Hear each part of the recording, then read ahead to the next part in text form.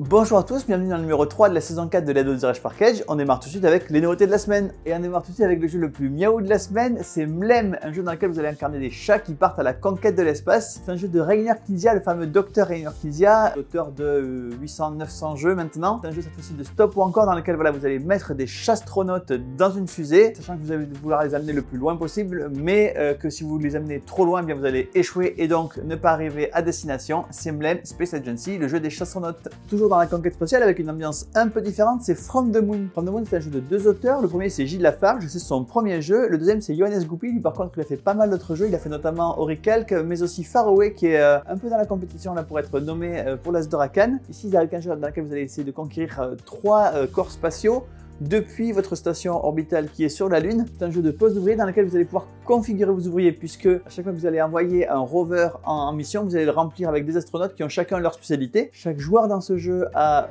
des spécialités également, donc il y a beaucoup de combinaisons possibles. Chaque mission va se jouer un peu différemment.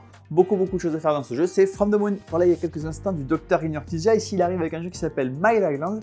My Island, c'est la suite de My City. My City, c'est un jeu qui a eu beaucoup de succès en 2022 en France, mais également partout dans le monde, puisqu'il a remporté le titre de Joe Codelan, donc le titre de jeu de l'année en Italie en 2021. Il a également été nommé pour le Spiel des Jahres en 2020. Ce jeu était basé évidemment sur une mécanique de pose de polymino. Ici, cette mécanique est reprise dans My Island. Au lieu de construire une ville dans une vallée, ici, vous allez exploiter une île. Le jeu est légèrement plus complexe. Il y a quelques mécaniques plus riches que dans My City, mais il y a cette même mécanique et de pose de polymino et de jeu Legacy, c'est-à-dire que vous allez pouvoir jouer 24 parties avec à chaque partie des règles qui vont venir s'ajouter aux règles existantes en fonction de ce que vous avez fait ou pas fait dans les parties précédentes, sachant qu'une fois que vous avez fini vos 24 parties, le jeu n'est pas terminé puisque vous pouvez jouer en mode infini avec un mode de jeu spécial pour pouvoir jouer avec n'importe qui, y compris des gens qui n'ont pas fait la campagne avec vous. C'est My Island, la suite de My City. Et on continue avec Nicole. Nicole, c'est la même équipe qui nous a déjà fait les jeux comme Bernard ou Monique. Ici, ils arrivent avec un nouveau jeu dans lequel on va vous donner un thème et vous allez devoir donner des réponses qui correspondent à ce thème à tour de rôle. Et le premier joueur qui donne une mauvaise réponse ou qui n'a pas de réponse à fournir, eh bien, il a perdu. C'est très simple, c'est vraiment un jeu d'ambiance. Les thèmes sont vraiment faits pour être drôles et pas du tout prise de tête sur la culture générale. C'est vraiment de la pop culture du type un acteur qui a joué dans Astérix ou un métier qui commence par un G. Voilà, des trucs extrêmement simples et marrants, c'est Nicole. Et on continue avec Fruity ASAP. Fruity ASAP, c'est un jeu qui est un peu la suite d'un jeu qui s'appelait déjà Burger ASAP. C'est un jeu qui nous vient du Japon, dans lequel vous allez évidemment faire un jus de fruits. Le principe du jeu, c'est que vous allez le plus vite possible retourner les cartes un peu dans tous les sens pour essayer d'obtenir la bonne brochette de fruits pour faire le bon jus de fruits et votre objectif. Vraiment un jeu de rapidité et de reconnaissance, c'est Fruity ASAP. Et on continue avec Point City, qui est la suite de Point Salad. C'est la même équipe qui a fait le jeu. La mécanique de base est sensiblement la même. Vous allez choisir à chaque fois deux cartes, cette fois-ci dans une grille. Et avec ces cartes, vous allez pouvoir construire une ville avec des ressources et des bâtiments qui nécessitent à chaque fois ces ressources. À vous de bien positionner les éléments pour qu'ils se coordonnent bien. C'est légèrement plus complexe que Point Salad, mais ça reste quand même extrêmement simple.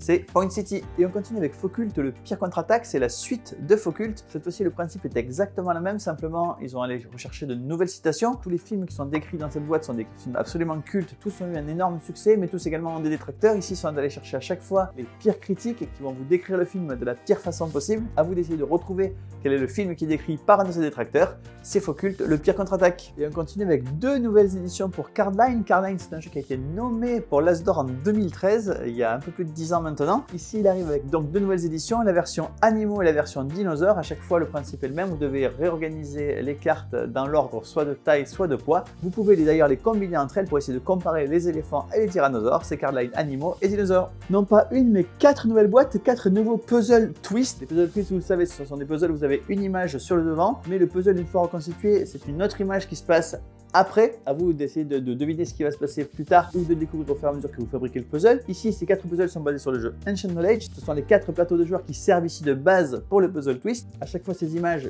comme sur les plateaux de joueurs, représentent des monuments en cours de construction, en pleine utilisation et après leur déclin. Et donc, ce qui se passera après le twist, c'est ce qui va se passer encore un peu plus tard après le déclin. Vous avez 2 puzzles de 500 pièces, 2 puzzles de 1000 pièces, 4 nouveaux puzzle twists et une nouvelle boîte pour Final Girl. Je dis une nouvelle boîte, je devrais dire une nouvelle VHS, puisque le principe de Final Girl, c'est que vous avez une boîte de base dans laquelle vous pouvez mettre différents jeux, différents scénarios de films d'horreur. Ici, ce scénario s'appelle Poltergeist, donc évidemment une histoire de fantôme dans laquelle vous allez devoir affronter une espèce de manoir hanté.